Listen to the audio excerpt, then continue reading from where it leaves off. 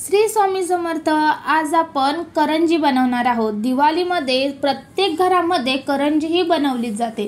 करंजी ही शुभ मानली जाते म्हणून आपण दिवाळीला ही आवर्जून बनवतातच। पण करंजी बनवताना आपल्या ह्या चुका नेहमी होतात किंवा मग करंजी बनवल्याच्या नंतर काही दिवसांनी नरम पडते, तेलकट होते, खुसखुशीत होत नाही। चला आज आपण ह्या सगळ्या टिप्स बघणार आहोत जेणेकरून करंजी आहे ती अजिबात ती नरम पडणार नाही, तेलकट होणार नाही, मस्त अशी खुसखुशीत अशी ही करंजी तयार होईल। आणि भरपूर सारं सारण सुद्धा यामध्ये आपण भरणार आहोत। मस्त अशी ही करंजी खायला तेवढीच जिभेवर ठेवताच विरघळेल एवढी मस्त अशी आणि खुसखुशीत करंजी बनवणार आहोत। चला आजच्या आपल्या रेसिपीला सुरुवात करूया। त्याआधी मी ऐश्वर्या फूड गॅलरी अँड ब्लॉगमध्ये तुम्हा सर्वांचं मनापासून स्वागत करते। अजूनपर्यंत आपल्या चॅनलला सबस्क्राईब नसेल तर पटकन सबस्क्राईब करा आणि बेल आयकॉन देखील प्रेस करा। करंजी अजिबाती तेलात फुटणार नाही किंवा मग संपेपर्यंत अजिबाती मऊ पडणार नाही यासाठी आपण ट्रिक सांगितलेल्या आहेत या व्हिडिओमध्ये आणि एक पदार्थ देखील त्यामध्ये ॲड करणार आहोत जेणेकरून करंजी अजिबाती संपेपर्यंत खुसखुशीत राहील, मस्त अशी अजिबाती नरम पडणार नाही। चला व्हिडिओ स्किप न करता पूर्णपणे बघा म्हणजे तुम्हाला मस्त अशा टिप्स समजतील आणि तुम्ही व्यवस्थित अशी या दिवाळीमध्ये करंजी बनवू शकताय। चला वेळ वाया न घालवता आजच्या आपल्या रेसिपीला चला करंजी बनवण्यासाठी अगोदर आपल्याला आवरण तयार करून घ्यायचं आहे, म्हणजे आवरणाचं पीठ तयार करून घ्यायचं आहे। तर मी इथे घेतलेला आहे 100 ग्रॅम मैदा किंवा मग 1 कप किंवा मग एका वाटीने मैदा घेतलेला आहे। त्यामध्ये आपल्याला इथे टाकायचा आहे बारीक रवा। तर मी इथे टाकलेला आहे 5-6 चमचे बारीक रवा टाकलेला आहे, चवीप्रमाणे मीठ। आता आपण जेवढा मैदा घेतलेला आहे तेवढाच तुम्ही इथे रवा सुद्धा वापरू शकताय, पण आपल्याला बारीक रवा वापरायचा आहे। आता यामध्ये मी मीठ टाकलेलं आहे। आता हे सर्व साहित्य आहे ते चांगलं असं एकजीव करायचं आहे। त्यानंतर आपल्याला यावरती तुपाचं मोहन टाकायचं आहे। मी इथे तुपाचं मोहन टाकत आहे, तुम्ही याऐवजी तेलाचं मोहन टाकलं तरी सुद्धा जमू शकते। तर मी 1 चमचा एवढं तूप घेतलेलं आहे। 100 ग्रॅम आपण इथे मैदा घेतलेला आहे किंवा मग 1 वाटी एवढा इथे मैदा घेतलेला आहे। तर 1 वाटीसाठी 1 चमचा मोहनासाठी तूप व्यवस्थित असं हे प्रमाण आहे। तर मग बघा ते तूप आहे ते मी चांगलं असं कडकडीत गरम करून घेतलेलं आहे आणि आता हे तूप आहे ते आपल्याला पिठावरती मोहन घालायचं आहे। मोहन घातल्याच्या नंतर अगोदर आपल्याला चमच्याच्या साहाय्याने चांगलं असं मिक्स करायचं आहे। थोडंसं थंड झाल्याच्या नंतर आपल्याला हे सर्व तूप आहे ते या पिठाला चोलून घ्यायचं आहे किंवा मग लावून घ्यायचं आहे। व्यवस्थित असं हाताच्या साहाय्यानेच आपल्याला हे पिठाला तूप आहे ते व्यवस्थित असं लावून घ्यायचं आहे, चोलून घ्यायचं आहे, म्हणजे व्यवस्थित असं ह्यामध्ये तूप आहे ते लागलं गेलं पाहिजे, तेव्हाच हे वरचं आवरण आहे ते खुसखुशीत असं हे तयार होणार आहे। चला इथं मी व्यवस्थित असं हे पीठ आहे ते मिक्स करून घेतले आहे आणि बघू शकता तुम्ही हाताच्या मुठीमध्ये जर मूठ वळली तर व्यवस्थित अशी ही मूठ वळली जाते, म्हणजे यामध्ये आपण जे मोहन टाकलेलं आहे त्याचं प्रमाण योग्य प्रमाणामध्ये टाकलं गेलं आहे। आता यामध्ये आपल्याला 1 चमचा एवढी पिठी साखर टाकायची आहे। त्यानंतर ही सुद्धा आपल्याला मिक्स करून घ्यायची आहे। माझ्याकडून व्हिडिओ स्किप झालेली आहे। त्यानंतर आपल्याला साधंच नॉर्मल टेम्परेचरवरचं जे पाणी असतं ते यामध्ये टाकून आपल्याला घट्टसर असा या पिठाचा गोळा तयार करायचा आहे। पिठामध्ये पिठी साखर टाकल्याने किंवा मिक्स केल्याने करंजी आहे ती खुसखुशीत तर होईलच आणि त्याचा कलर आहे तो सुद्धा व्यवस्थित गोल्डन रंग येतो आणि संपेपर्यंत करंजी आहे ती अजिबाती नरम पडत नाही। आता हे जे पीठ आपण मळून ठेवलेलं आहे ते रेस्ट करत ठेवायचं आहे। चला त्याला रेस्ट होते तोपर्यंत आपण सारण बनवूया। तर सारण बनवण्यासाठी मी इथं खिसलेलं सुकं खोबरं घेतलेलं आहे 1 वाटी। आता याला आपल्याला थोडंसं गरम करायचं आहे, त्यानंतर आपल्याला यामध्ये बाकीचं जिन्नस टाकायचं आहे।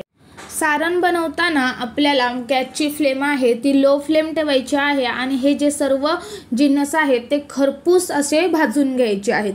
तर थोडंफार असं हे खोबरं आहे ते गरम झाल्याच्या नंतर यामध्ये 1 चमचा एवढं तूप टाकायचं आहे आणि यामध्ये आपल्याला 1 चमचा खसखस टाकायची आहे। आता ही जी स्टेप आहे ती तुम्ही अगोदर तूप टाकलं आणि नंतर त्यामध्ये खसखस टाकून खोबरं टाकलं तरी सुद्धा जमू शकते, असं केलं तरी सुद्धा जमेल किंवा मग मी आता सांगितल्याप्रमाणे अगोदर तूप टाकून त्यामध्ये खसखस टाकायची आणि तडतडल्याच्या नंतर त्यामध्ये ड्रायफ्रूट आणि खोबरं टाकून गोल्डन रंग येईपर्यंत आपल्याला भाजून घ्यायचं आहे, असं केलं तरी सुद्धा जमू शकते। आता हे याच्यामध्ये आपण थोडेसे ड्रायफ्रूट टाकायचे आहेत आणि याला गोल्डन रंग येईपर्यंत भाजून घ्यायचं आहे। पण हे भाजताना मीडियम फ्लेमवरतीच आपल्याला भाजून घ्यायचं आहे, अजिबात हाय फ्लेम करायचा नाहीये, नाहीतर खोबरं आहे ते करपून जाईल किंवा मग त्याचा कलर आहे तो ब्राऊन होईल। आता गोल्डन रंग येईपर्यंत मी तर खोबरं भाजून घेतलेलं आहे, मस्त असं हे खोबरं खरपूस असं भाजून घेतलेलं आहे। आता आपण याला एका प्लेटमध्ये काढून ठेवूया। आता त्याच कढईमध्ये आपल्याला रवा भाजायचा आहे। आता रव्याच्या ऐवजी तुम्ही इथे गव्हाचं पीठ वापरलं तरी सुद्धा जमू शकते। थोडासा बाइंडिंग येण्यासाठी आपण इथे रवा वापरणार आहोत। तर मी इथे वापरलेला आहे 4-5 चमचे रवा, जे आपण कांदा पोहे खातो त्या चमच्याने 4-5 चमचे इथे बारीक रवा घेतलेला आहे। 1 चमचा त्यामध्ये तूप टाकायचं आहे आणि याला सुद्धा चांगलं खरपूस थोडासा कलर चेंज होईपर्यंत आपल्याला भाजून घ्यायचं आहे। हे सुद्धा भाजताना आपल्याला मीडियम फ्लेमवरतीच भाजून घ्यायचं आहे। अगोदर सांगितल्याप्रमाणे रव्याच्या ऐवजी तुम्ही गव्हाचं पीठ वापरलं तरी सुद्धा जमू शकते, त्याला सुद्धा तूप टाकायचं आहे आणि त्याला सुद्धा व्यवस्थित असं मीडियम फ्लेमवरतीच भाजून घ्यायचं आहे। आता इथे रवा भाजून झालेला आहे। आता आपण ज्यामध्ये बाकीचा जिन्नस काढलेलं प्लेटमध्ये त्याच बाउलमध्ये मी इथे ते रवा आहे तो सुद्धा टाकून घेणार आहे आणि याला आपल्याला थंड करायला ठेवायचा आहे। थंड झाल्याच्या नंतरच आपल्याला यामध्ये साखर मिक्स करायची आहे। अगोदर अजिबात साखर मिक्स करायची नाहीये, कारण हे जे जिन्नस आहेत ते गरम आहेत। जर तुम्ही साखर टाकली तर साखर मेल्ट होऊ शकते। तर मग आता हे आपल्याला चांगलं जिन्नस आहे ते एकजीव करायचं आहे। त्यानंतर आपल्याला हे थंड होण्यासाठी ठेवायचं आहे। थंड झाल्याच्या नंतरच यामध्ये आपण साखर मिक्स करणार आहोत। तर हे आपण जे सारण तयार झालेलं ते थंड झालेलं आहे। आता आपल्याला याला हाताने कुस्करून घ्यायचं आहे, म्हणजे जे खोबरं आहे आपण खिसून भाजून घेतलेलं ते व्यवस्थित असं बारीक करण्यासाठी याला आपल्याला हाताने चुरून घ्यायचं आहे। जर असं हाताने चुरलं की जे सारण आपण भरतो ते साईडला पसरत नाही, मस्त असं हे सारण बाइंडिंग येते ह्या सारणाला आणि व्यवस्थित असं हे सारण तयार होतं। आता यामध्ये आपण टाकणार आहोत पिठी साखर। तर मी इथे 4 चमचे एवढी पिठी साखर टाकलेली आहे। आता तुम्ही गोड कितपत खाता या तुमच्या आवडीनुसार यामध्ये पिठी साखर आहे ती कमी जास्त करू शकता। पिठी साखर टाकून सुद्धा आपल्याला चांगलं असं मिक्स करायचं आहे आणि यामध्ये 1 चमचा वेलची पूड टाकायची आहे। जर तुम्ही जायफळ खात असाल तर थोडंसं जायफळ सुद्धा खिसून टाकलं तरी सुद्धा जमू शकते। याला सुद्धा चांगलं असं मिक्स करायचं आहे आणि बघू शकताय मस्त असं आपलं हे सारण आहे ते तयार झालेलं आहे। आता हे जे सारण आहे ते तुम्ही फ्रीजमध्ये किंवा मग बाहेर जरी ठेवलं तरी सुद्धा महिनाभर खराब होणार नाही। जे आपण करंजीच्या आवरणासाठी पीठ मळलेलं त्याला सुद्धा चांगला असा अर्धा तास झालेला आहे। आता हे जे पीठ आहे ते पुन्हा एकदा आपल्याला चांगलं असं मळून घ्यायचं आहे, म्हणजे ते मळूनच आपल्याला सॉफ्ट करायचं आहे थोडंसं।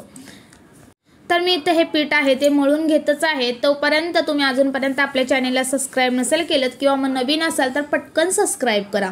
तर मग बघा इथे मी या पीठ मळून घेऊन त्याच्या छोट्या छोट्या अशा लाट्या करून घेतलेल्या आहेत। आता याच्या आपण करंजी बनवायला सुरुवात करूयात। पण आपल्याला हे लाटताना अजिबात तेल तूप किंवा मग पीठ लावायचं नाहीये। जर तुम्ही पीठ लावलं तर तेल जे आपण करंजी तळतो ते तेल खराब होतं, कारण त्यामध्ये पीठ जाऊन तेलाचा वास येऊ शकतो।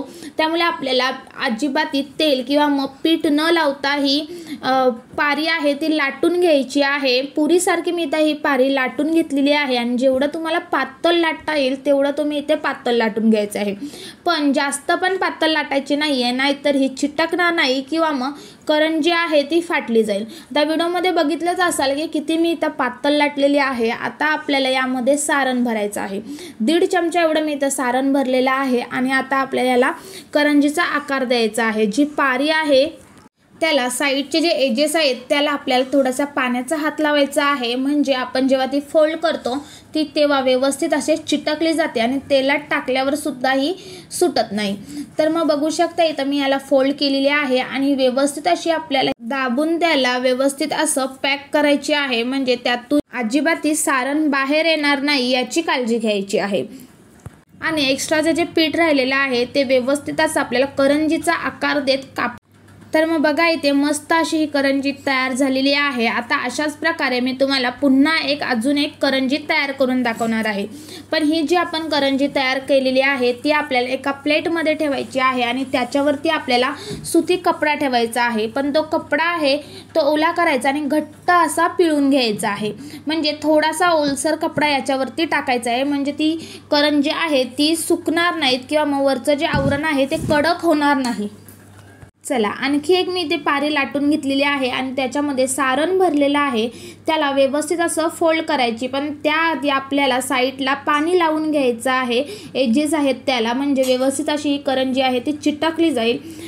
साईडला जे एक्स्ट्राचं पीठ आहे ते आपल्याला करंजीचा आकार देत कापून घ्यायचा आहे आणि व्यवस्थित अशी मस्त अशी करंजी तयार होते।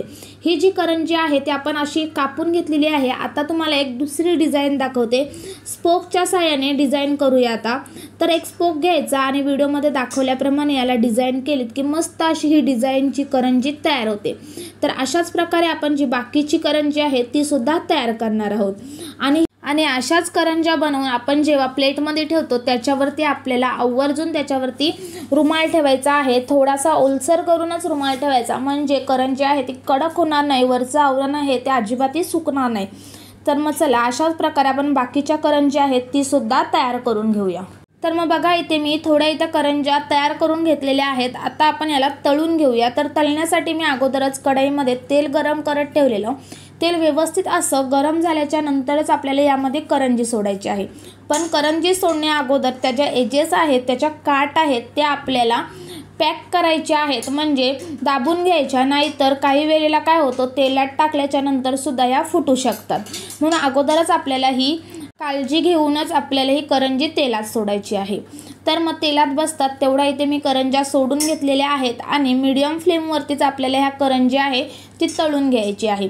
हाय फ्लेम करायचा नाही आहे, नाहीतर वरचं आवरण आहे ते करपून जाईल, कलर चेंज होईल आणि आतून जे आवरण राहील ते कच्चंच राहील। व्यवस्थित अशी ही करंजी आहे ती खरपूस होणार नाही, खुसखुशीत होणार नाही आहे, ही करंजी नरम पडण्याची शक्यता असते। म्हणून आपल्याला ही तेल आहे ते व्यवस्थित असं अगोदर गरम करायचं, त्यानंतर मीडियम फ्लेमवरतीच आपल्याला ही करंजी आहे ती तळून घ्यायची आहे। करंजी तळताना सारखी पलटी सुद्धा करायची नाहीये, दोनच वेळेला ही पलटी करून व्यवस्थित अशी गोल्डन रंग येईपर्यंत आपल्याला ही तळून घ्यायची आहे। चला इथे मी मस्त अशा मीडियम फ्लेमवरती गोल्डन रंग येईपर्यंत खुसखुशीत अशा या करंजी तळून घेतलेल्या आहेत। साधारण मला 3-4 मिनिटं लागली आहेत मीडियम फ्लेमवरती या करंजी तळून घेताना। सारखं आपल्याला पलटायची नाही आहे, व्यवस्थित अशी खुसखुशीत अशी ही करंजी तयार झालेली आहे। आता अशाच प्रकारे आपण जी बाकीची करंज्या आहेत त्यासुद्धा तळून घेणार आहोत। चला बाकीच्या करंज्या सुद्धा तळून झालेल्या आहेत आणि एकदम खुसखुशीत अशा या करंज्या तळून झालेल्या आहेत। तुम्ही बघू शकताय किती मस्त अशी ही खुसखुशीत करंजी तयार झालेली आहे। तर मग बघा इथे किती मस्त अशी ही खुसखुशीत अजिबात तेलकट न राहणारी आणि संपेपर्यंत अशीच ही खुसखुशीत राहणारी करंजी व्यवस्थित अशी तयार झालेली आहे आणि यामध्ये आपण भरपूर सारं सारण सुद्धा भरलेलं आहे, तरी सुद्धा व्यवस्थित तळून सुद्धा तयार झालेली आहे।